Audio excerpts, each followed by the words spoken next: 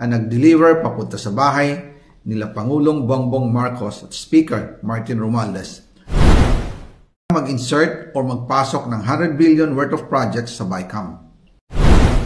Sana po ay hindi nila ako mapatay bago ko mailabas ang lahat. Ginawa ko lang ang utos sa akin, pero ngayon, handa na akong harapin ang lahat. Ginagamit ng administrasyon ang buong resources ng bansa para tumahimik ako. That he will shoot me if I will talk. Gagamitin ako bilang panakipbutas sa kanilang kampanya laban sa korupsyon. Hindi na ako mananahimik, ilalabas ko ang lahat ng katotohanan. May resibo, may ebidensya, at may pangalan.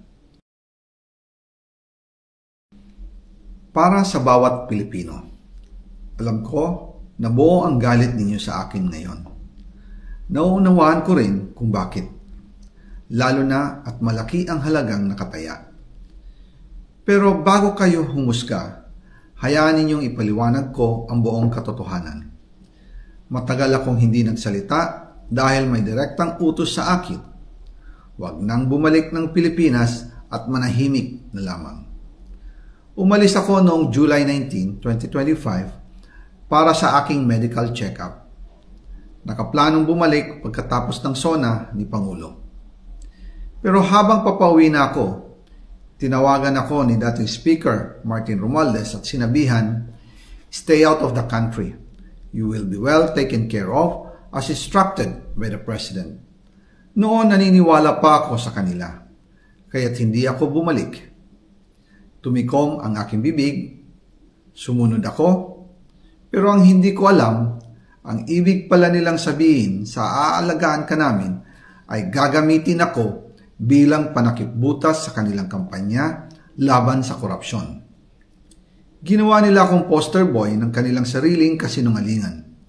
Ngayon, hindi na ako mananahimik, ilalabas ko ang lahat ng katotohanan. May resibo, may ebidensya, at may pangalan. Nagsimula ito nung tumawag si Sekmina Pangandaman sa akin nung nag-umpisa ang BICAM process last year, 2024. Ang sabi niya, katatapos lang ng meeting nila ni Pangulo at may instructions na mag-insert o magpasok ng 100 billion worth of projects sa BICAM.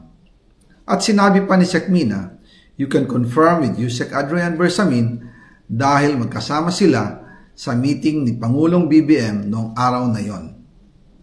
Tinawagan ko po agad si Yusek Adrian Bersamin at tinanong ko